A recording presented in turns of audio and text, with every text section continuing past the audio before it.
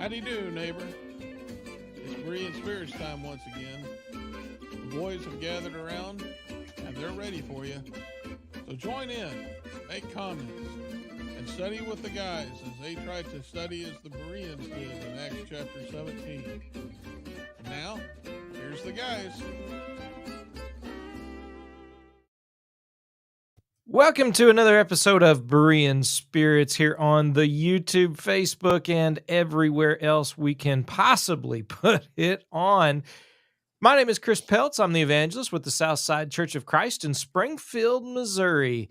And we got Josh Thornhill with the Brookmead Church of Christ over in Johnson City, Tennessee. Josh, you guys doing okay? You getting lots of rain up there? We had a little bit of rain the other day, but I think it's just about done with. Yeah. Yeah, obviously I feel for the people who are in the brunt of the hurricanes, but I enjoy what after effects we get.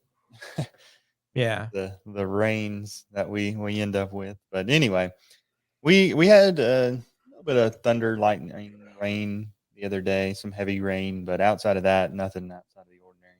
Yeah. I mean, there's still some effects that are going on, I think, in the Carolinas right now. But it was a pretty impactful storm, and a lot of areas that are devastated. Our thoughts and prayers are with those in Florida, Georgia, even. I think it was at least a Hurricane 1, Category 1, if not 2, when it first entered into Georgia. I mean, that's just crazy to think about, coming in from the west side, southwest, into Georgia. And so, it definitely has been impactful. Our thoughts and prayers go out to folks that are impacted with that. But I know there are some that are on the outskirts that are pleased with the rain, like you guys up there in East Tennessee for sure. So we got Richard Dodson with the Kearney Church of Christ up in Kearney, Missouri. Richard, you doing all right, man? I got a little seasonal cold. Oh, sorry. Yeah. So, but other than that, I'm doing good. Are you, this is a big weekend. Fantasy football drafts are taking place this weekend. Most of them. So is Blind Grilling doing any, menu? Are you going to do any cooking to put on the air for how to prepare food for your fantasy football draft? Well, of course, we've been putting out the last several weeks on the podcast, Blind Grilling Experience. We've been putting out a lot of recipes and finger foods and things like that for sure. But we're just going to continue with that, I think, over the next couple of weeks as we lead up to the NFL. No fantasy football special. No, I don't think so. Oh, well, you're just missing out. I'm not much. There's a few guys that I know. In fact, there's a blind fantasy football league partly run by a guy up in Pennsylvania that I think they've already done theirs though, their draft. So no, I'm not. I don't get into the fantasy football draft stuff. No, I don't either. Well, me and my son do it. We got a big draft coming up Sunday night. So, and he's coming home for the weekend. Yes, he is. I'm looking forward to that. Yeah, that's awesome, Mr. Empty Nester. Yeah. Hard to get used to, isn't it? It's very hard to get used to. If I'd have had a son like Josh, it would have been a lot more pleasant. But what's hard to believe is I was an empty nester before you were, and you're so much older than I am. Well, smart people sit back and watch other people make mistakes, and then that's how come they're smart people. Oh, okay. So yeah, I was just waiting on you to. And sometimes you get lucky. Make the first move. So. Yeah, I hear you, Josh. So real quick, let's see. Let's get out some of the other I want to plug a few other podcasts or YouTube shows that I know there's been some folks. I've had some requests asking, if there's some other things that folks can listen to, and wanted to throw a few out there. Of course, our YouTube channels, mine, Gospel Preaching with Chris Peltz, YouTube channel. Josh, you've got what's the YouTube channel there for where you're at? It's called the Transforming Word. Transforming Word. All right. And so folks can listen to sermons and things there. And then Richard, you've got Gospel Preaching Live. What's shaking out with all of that? There'll be no show tonight. No sermon tonight. I got my voice is too weak, so Okay. I'm not going to be able to put out a lesson tonight. But yeah, every Thursday and I say Lord willing, every Thursday and Sunday evening, I try to put out something and put it on podcast. So, And on podcast, is it Gospel Preaching Live? Yeah. Is the podcast? Yeah, same as just like Berean Spirits. You can. Yep. Berean Spirits is on podcast too. You just type in, I think it's Gospel Preaching Live or Gospel Preaching with Berean Spirits or something like that. But yeah, Gospel Preaching Live, as you can see in my background, you can see the TVs are lit up. Gospel Preaching Live, as I shamelessly plug the shows. But yeah, if you ever want to hear a lesson, I mean, there's a bunch of them on there now. So yeah, I just want to point out that if you ever have trouble sleeping, just pull up Gospel Preaching Live and it'll knock you right out. Yeah. That's right. Well, there's a few others. There's some new podcasts I think that have come out. One I wanted to throw out is a guy out in Hawaii, Daniel Duvall, and he's doing a really good job actually with his podcast. He's got 3 or 4 episodes out now, and it's called Jesus and Truth, and it's on I know at least Spotify. I think it's on Apple Podcast as well. Jesus and Truth, and so wanted to throw that one out there. There's Plain Bible Teaching. There's Answering Religious Error. I mean, there's a lot of things that are out there that if you guys can think of any right now that you want to throw out. Truth Factor. Yeah. That was one of the very first ones that I can remember seeing. Now Berean Spirits is up there too, being one of the first and proven. But yeah, Truth Factor, and Josh's dad is on there, and that's one to look for. Yeah. I think it's called Search. What is that? Searching the Don McLean down there in the Little Rock area. Is it Searching for Truth? Searching the Scriptures, maybe. But he comes out 2 or 3 times a week. I can't remember. It's in the afternoon, and it's a pretty good show. Yeah. Josh, you have any throw out, or are you ready? Oh. We ready to get rolling? What now? What's up? Does Josh have any he wants to throw out that he listens to or recommends, or are we ready to get rolling? No, we can get rolling. All right. Well, let's talk about work. Something that it seems as though we are in a society that knows less and less about work and work ethic for sure. But work is something that goes all the way back to the beginning, right? Work is something that God has put forth for man to do. In fact, after man sinned in the garden, one of the things that he told man he would have to do is to work the ground. Work is something that we see, God's people engaging in. In fact, even we often look at the Sabbath under the law of Moses as, talking about a day of rest. Well, what were they resting from? Well, they were resting from work, right? 6 days of work, just as God took 6 days to create the world and rested on the 7th. He was resting from the work that he did, and he expects us to work as well. And he expects us to have a certain attitude about the work that we do and engage in.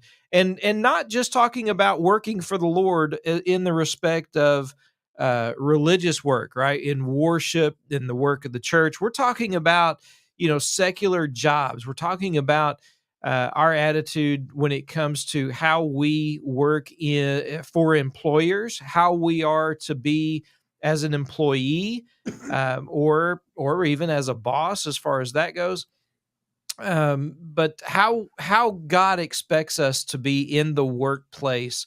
And I think it's important for us because right now we have this culture and this attitude of, that's not in my job description, or I don't get paid enough for this, or they look at jobs as and belittle jobs. I mean, oftentimes there are jokes made about flipping burgers, about, do you want fries with that, or janitorial type jobs, or even construction jobs, and hard labor, manual labor type jobs.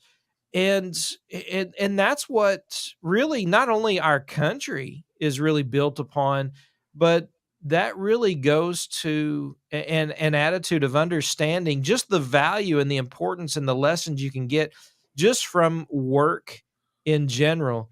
And an honest day's pay for an honest day, or an honest day's wage, for an honest day's work, comes into play here. And no work is, should be demeaned or talked down about, or should be looked at as you being above it.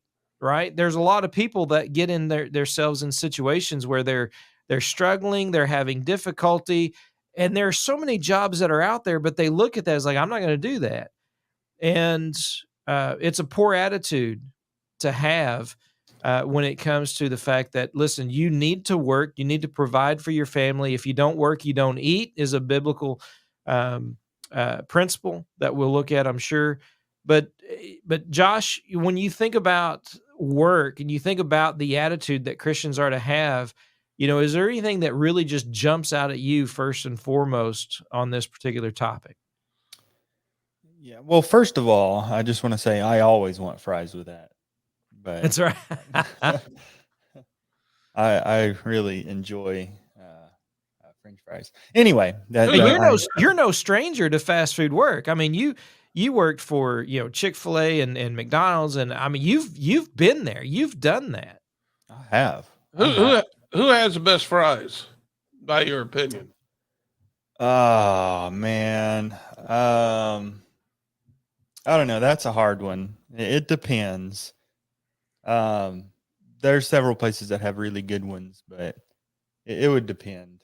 But when I worked at Chick-fil-A, I was used to closing, and then sometimes the guys in the kitchen would take the fries that were still left in there and they'd put them on a tray for me, and I'd just munch on them while I'm closing.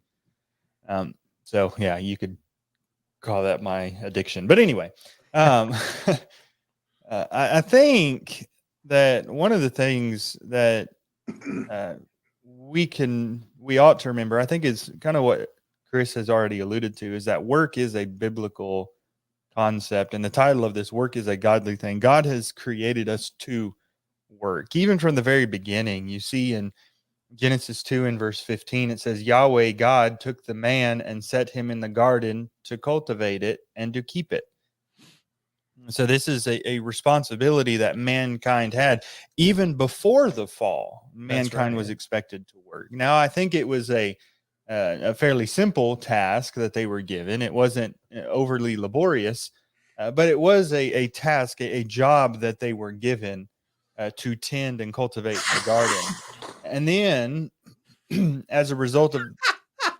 Sorry. I don't buy that. I don't buy that at all. Huh? Tending to a garden is not laborious. I mean, that's a lot of work. Anyway. No, I don't think that's his point. I think it's like women were to give childbirth, but after the fall, he said, the pain would be multiplied. And I think the same is true with kind of the same concept. He was working the ground, but then it was going to be a lot more difficult after the fall. I agree with that. But even without the weeds and the thorns, it's work. Yeah, yeah. I know what he's. I think we understand what he's saying, though. I'm a flower gardener, so sometimes it's hard work. Anyway, well, the reason for that in Genesis 3 and verse 19, The Lord says, by the sweat of your face you will eat bread till you return to the ground, because from it you were taken, from dust for you are dust, and you shall return to dust. Of course, he says, in pain you will eat of it, curses the ground because of you. In pain you will eat of it all the days of your life. Essentially saying that you are expected to work for your provision. And I think obviously they were to cultivate and tend the garden, but it seems that um, their time in the garden was relatively peaceful, and yet it seems that there's a bit of toil that is going to be associated with work from that point on. And you see that that's what God has expected of his people. God has expected us to work. So it is a biblical concept. It's a godly concept. You can't be faithful to the Lord without taking part in it, I think is a part of it, at least to some degree. I know some people are physically unable to do so, but I think we need to remember that this is something that's pleasing to God. And if we want to be pleasing to God, that's part of what we need to do. And it's not always pleasant, but it is something that God has given for us. Yeah. I mean, if you can find something you love, right? I mean, that was always the advice when I was growing up, if you can find something you love, it won't be work. Again, and before Richard jumps all over me on this, not saying that you don't have to work at it, but it won't seem as toilsome or laborsome, even though you're still working or laboring at it. But anyway, Richard, go ahead. Well, sometimes people are I think somebody starting out should try to find something they love. And I really believe people should choose their passion. Josh chose to preach as a young man. I think it's because it was his passion. And, he could have made more money doing something else, like pumping gas, working at McDonald's, things like that. Instead, now that's a joke. But needless to say, you follow your passion, but sometimes people get into responsibilities that they can't follow their passion. They have to find something that is going to pay the bills, and in such a situation like that, you got to work, and so while it's good to be able to follow your passion to try to choose what you want to do, that's not always possible. The bottom line is you still have responsibilities you got to meet, and you're just going to have to work, and sometimes work is not fun. So that's my little commentary on work. But Yeah. uh, Well, there are those that Paul was dealing with even back in the first century when he was writing to Thessalonians, the Second Thessalonians, and they were to the point where the Lord's going to be coming back. The Lord's coming back, and so it would appear as though they stopped working, they stopped laboring, and they were just like looking to the skies. When's it going to happen? When's this going to take place? And he points out to them, I think in the context, listen, if you're not working, right, you shouldn't eat. You need to get busy. There's still things you have to do, provisions you need to have. God is aware of your needs, and this goes back to the Sermon on the Mount, where Jesus points out, even in the model prayer that he gives about give us this day our daily bread, don't worry about where things are going to come from. Seek first the kingdom of God. But he's not saying don't work, right? I mean, put your hand to the plow, get busy and work and labor.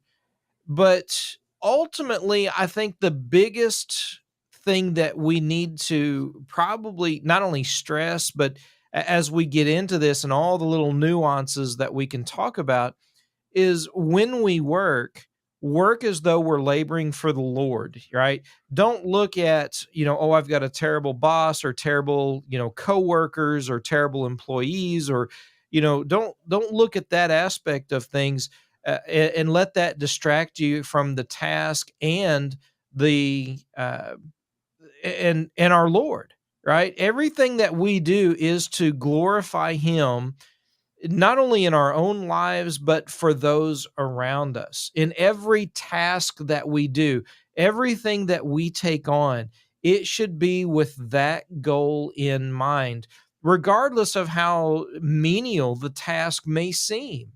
And even if we don't like it, we don't want to do it. That really, as many people need to hear more often now than perhaps in ever before in my lifetime, is, I don't care how you feel about it.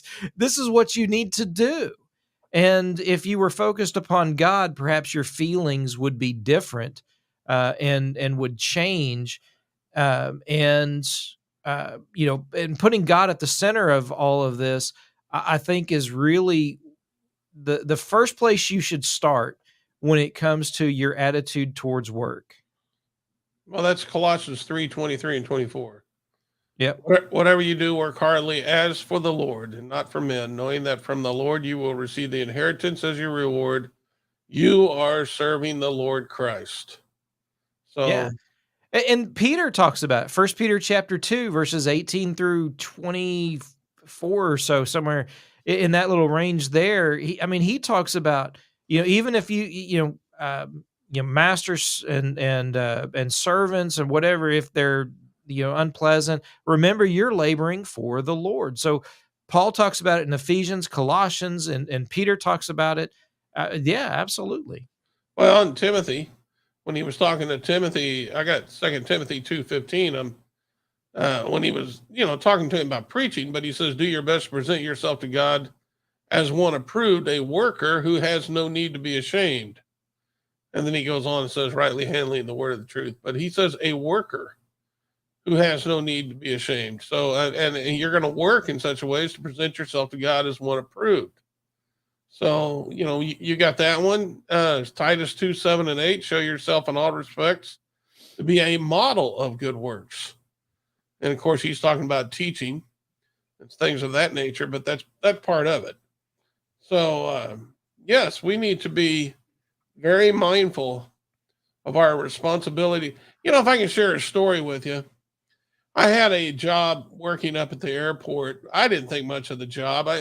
My job was to drive a bus for economy parking lot, pick passengers up at the airport, bring them back to the parking lot, put them off at different spots. I didn't think much of it. And sometimes traveling's hard. And it didn't really sink in how hard it was. But there was one such man who had trouble traveling, and he came back and it was like 5 below 0. He walked a parking lot. He couldn't find his car. He completely walked this parking lot, which is just acres and acres of cars. And he finally, he stopped my bus and he's like, "Look," he goes, "I just need a place to warm up. I don't know what to do." And he started describing to me, where he parked. And I said, "Let's try this other lot over here. It sounds like it's over here." And I ended up driving right to his car. And he was so grateful. And I didn't think anything of it until, this past 4th of July, when me and my son tried to get back from Nashville to Kansas City. And boy, did we have travel problems. And I had to wait when we got to Kansas City. I had to wait on those same buses to take me to economy parking. And all of a sudden, your appreciation for a job that you didn't think very highly of, all of a sudden, that became the driver was one of the most important people in your life. You're exhausted, you're tired, So yeah, you can't look at your job and think it's not important, because it's important to somebody. And so that's why we need to be doing our best all the time, because, that's as Jesus said in the Sermon on the Mount, let your light shine before others so that they may praise God. That's why we need to be doing that. Josh, go ahead. I've been seeing things go around lately, things that we might not think very highly of, like the people who go pick up trash, like the collecting the trash that's set out each week, or, various other tasks that we might not think are important, but they are. And then you have, the kind of jobs that everybody looks up to, like the social media influencer, the sports star, and all these other things. And then you look at the jobs that society requires in order to function, and it's all those in that first list. Now, there's a lot of importance to those things, and that doesn't mean that those people doing those other things are necessarily inherently wrong. But I do think that there's uh, uh, importance in trying to find the value in what it is that you are doing. And then, as you pointed out, I've heard it said before, if you don't like your boss, change your boss. That doesn't necessarily mean, go get a new job, but recognize that you're working for the Lord, that your greatest allegiance is to the Lord. And if you change your perspective, that can really go a long way in helping you as you are trying to do what it is that you are given to do in whatever regard. And I think there's a lot of uh, what do you call it? I would have a lot of uh, respect for somebody who continually gets up every day and goes to work, even at a job they don't like, because they have a sense of duty and obligation to provide for their family. I think there's a lot of value in that concept, and I would appreciate um, those very, very folks. Um, so Well, you got a yeah, sense of duty to the people who hired you. I mean, exactly, I exactly. agree with what the sense of duty to your family, but if you don't show up for work and if you don't perform, that hurts that company. Hmm. And so that's that if they're good enough to hire you, the least I would think the most Christian like thing you could do is to try to represent them well. Right. I remember having a conversation because I was in the I was a shift leader at Chick-fil-A, and I was talking to one of the guys who's a manager. And this is kind of when I was starting out at getting into the leadership part of the store. And we were talking about the fact that as managers, we have a care about this store. I don't own it, and at the end of the day, I could set my keys on the desk and walk out and have nothing else to do with that store. But at the end of the day, you know, as an employee there, I do care about what happens there and what goes on and how well that business runs. And so, we talked about things, caring about things that you might not think of. There's a light fixture in that lines the driveway, and the light is out. And we take care of those things. We make sure that it looks presentable outside, make sure that the bushes are well trimmed, and things like that. Things that a lot of people just wouldn't think of unless it's just a mess and people, talk about what a sloppy building it is. But there's a sense of ownership that you might have. I don't own it, but I treat it as if it's my own. And so I think if we have those kinds of attitudes, we're going to be the kind of worker that God wants us to be. I'm going to do my job as if this were my company and um, I wanted to, or how I would want my employee to do this job.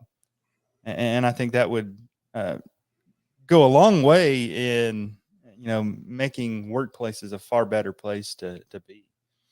Yeah. Well, here I got a point. I mean, what you just described, could that also apply to a member in the Lord's church? Well, yeah, Absolutely. that's exactly where it would apply, right? I mean, we should make the local work our own in the respect, not that it's my church, no, it belongs to the Lord. We understand that, but are we not in the household of God? Are we not heirs of God and joint heirs with Christ?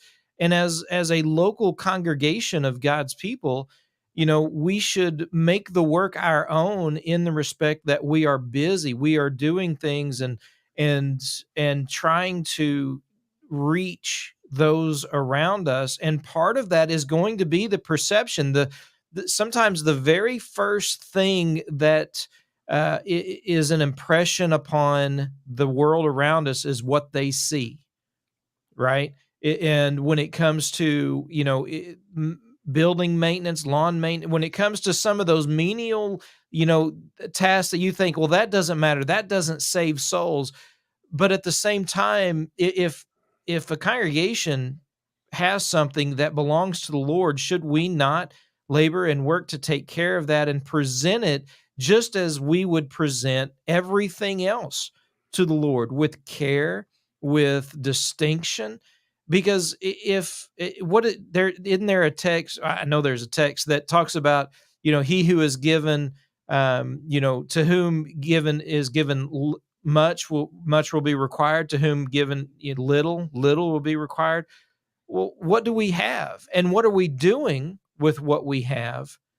And taking a part of that, because we become a face of either a job, a business, a company, or the local church.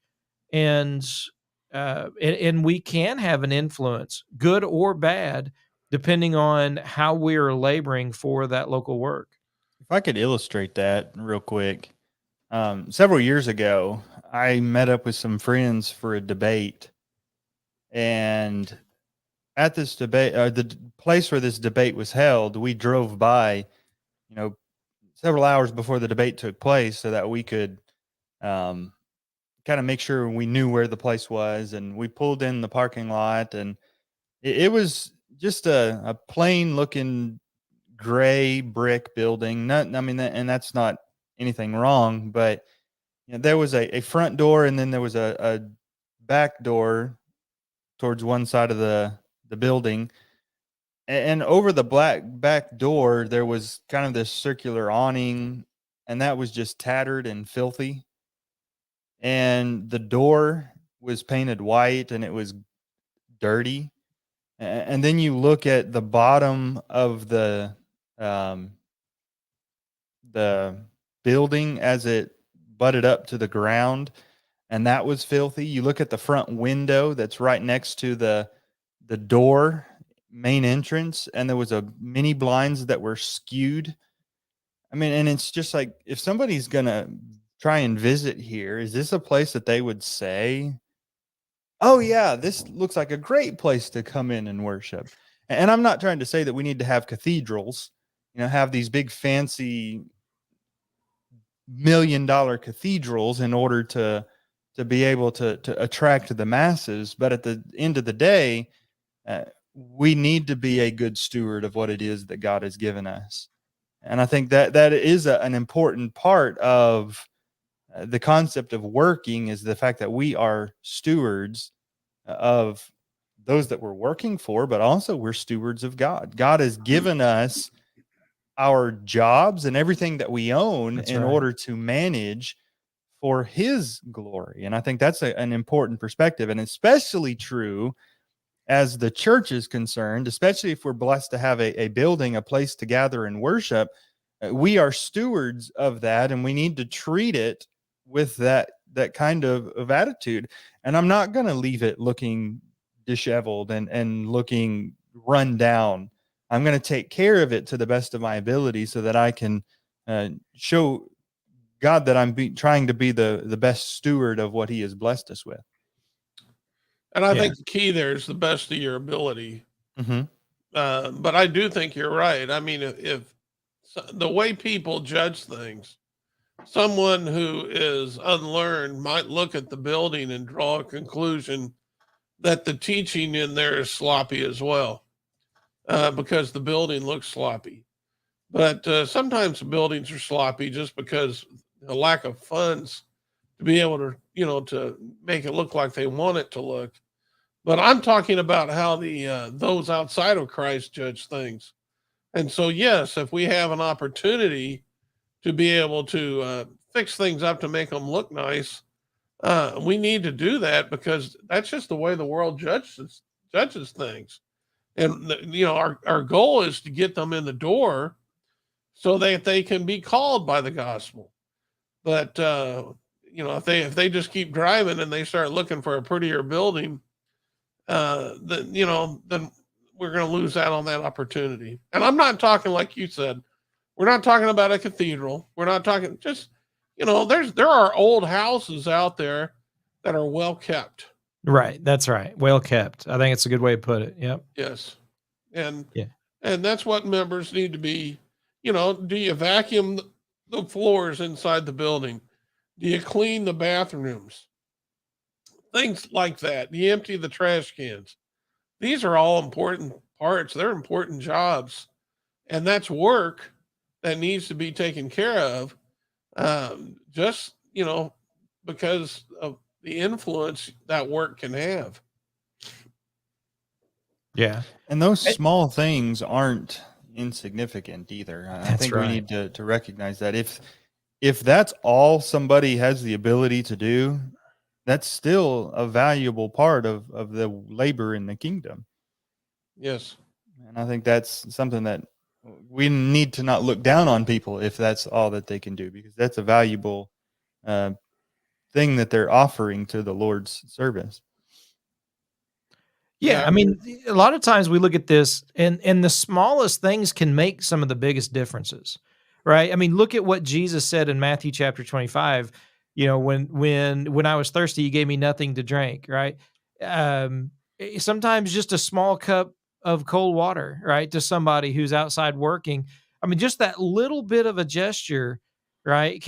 And what did it take for you to do that? Go inside, grab a cup, fill it with water, and take it out to somebody. Sometimes even the smallest of things can have the biggest impacts. And sometimes doing the smallest thing around a building and not doing it to be seen or for personal or man's glory, not doing it for the pat on the back. And if it's all right to kind of slip into that aspect of things, because we talk about relationships, we could talk about husbands and wives, we could talk about, parents and children, we could talk about all kinds of different types of relationships, but especially when it comes to work, it's the same case. I don't get any recognition, right? Nobody's, or somebody else is taking credit for the work that I'm doing. All these things that are unfortunate for sure. But sometimes that perspective of who we're working for and realizing that when we are working and laboring for the Lord, no, we have to have that faith, that confidence that we will be rewarded by God. That, when we're faithful to Him, He's not patting us on the back the whole time that we're faithful Christians, but we know as we are faithful that there is a reward that awaits us, and that's motivating us. And the same is true even as we work and labor to glorify God. When God is glorified, that is our pat on the back, virtually. That is our source of encouragement. And then we need to look at it that way when we work in labor. Yes, it's nice to get some, you know, uh, to be built up by others, that encouragement. We ought to be doing that, but that's not the reason that we're doing it. Jesus addresses that very thing in the Sermon on the Mount. Yeah. At the beginning of chapter 6, the first part of chapter 6, he deals with this very concept. Beware of doing your righteousness before men to be noticed by them. Otherwise, you have no reward with your Father who's in heaven. And he talks about don't do good things in order to have the praise of men. Don't pray in a way to receive the praise of men. Don't fast in a way that's going to allow you to receive the praise of men. He says, do these things secretly, do these things to yourself, and let God give you the praise. Let God give you the glory, because that's ultimately what we want anyway.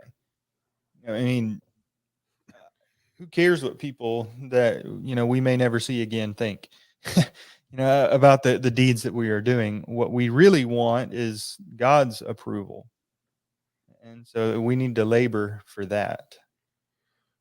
And excuses are just simply that. They're just excuses. Proverbs 20 and verse 4 says, the sluggard will not plow by reason of the cold. Therefore shall he beg and harvest and have nothing. Excuses are just, you can find an excuse not to work. I mean, but it's just an excuse. You're not getting the job done. And that's most unfortunate. When we're thinking about, right now, we're talking about the work that Christians are involved in. I know too many excuses people make for missing church. One man told me one time it was just too hot. It was too hot to go to church.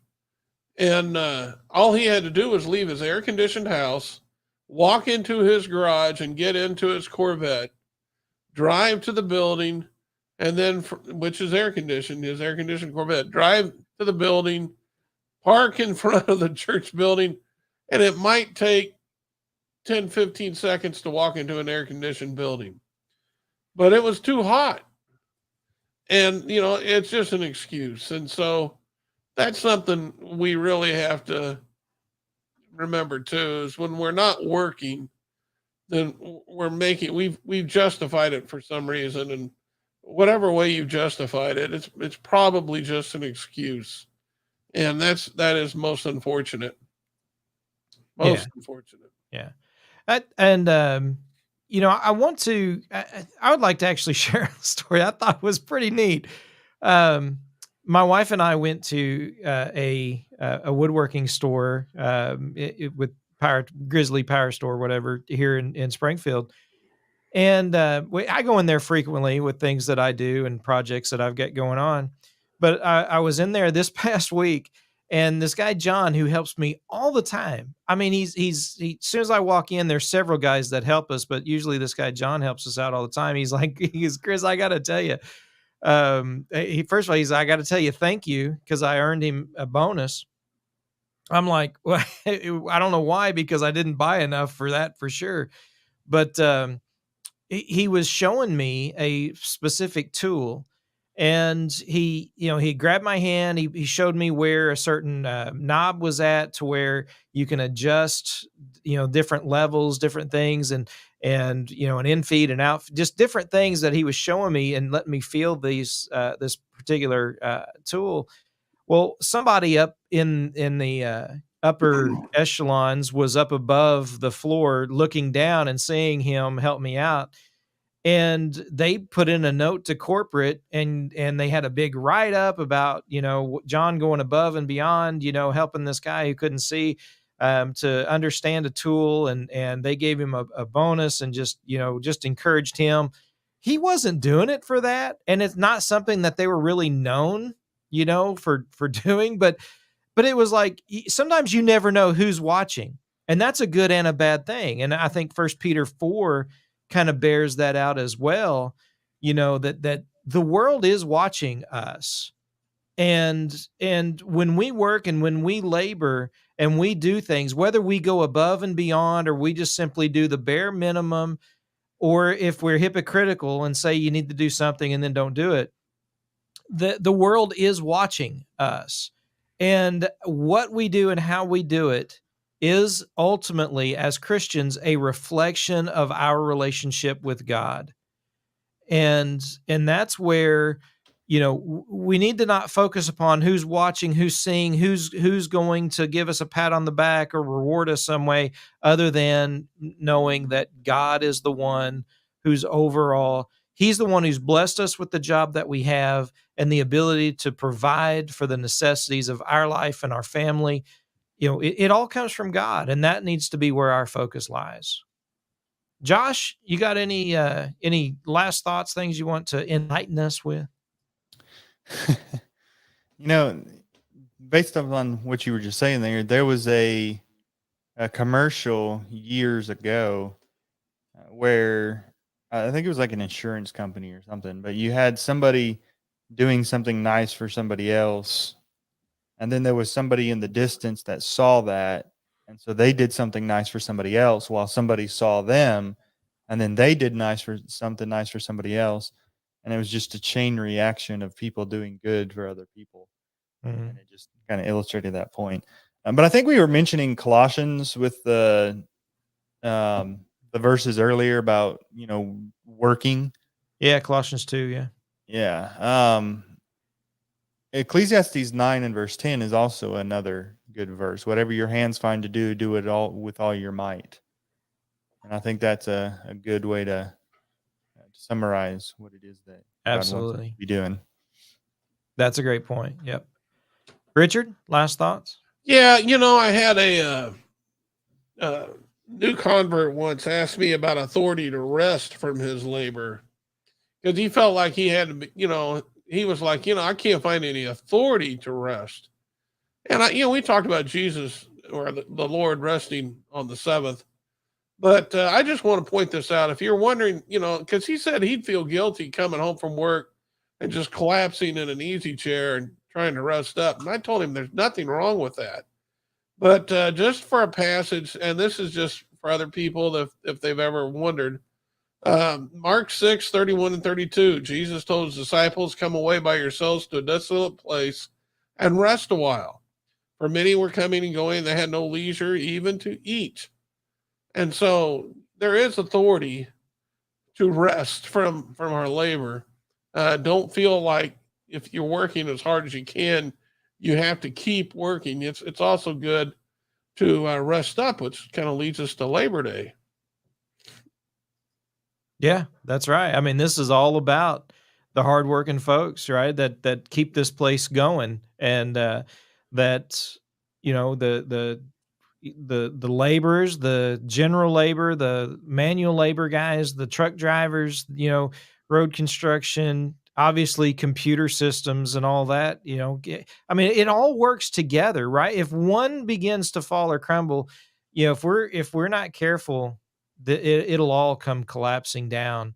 And every job is valuable, is important, and we shouldn't demean anybody. And when we go to work, we go to places of business and there are employees there, they need to be treated with respect because they are working and laboring. Isn't there an Alabama song? Hello, Detroit Auto Yeah. Workers. Let me thank you for Oh, your Richard singing megastar. You work But a yeah, 40-hour week for a living.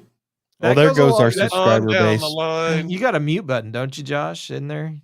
Yeah. There we go. I don't know. Should we listen to him sing or blow his nose again? Yeah, I'm sorry about that. I got a cold, everybody, and I'd rather listen to him blow his nose, honestly.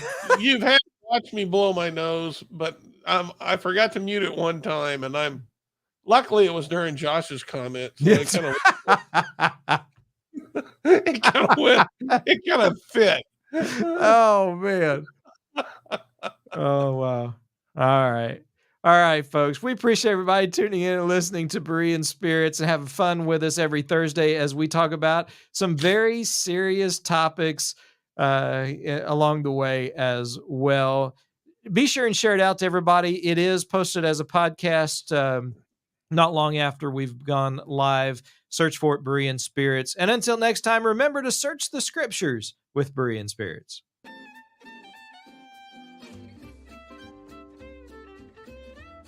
Well, folks, that's all for today. Don't worry.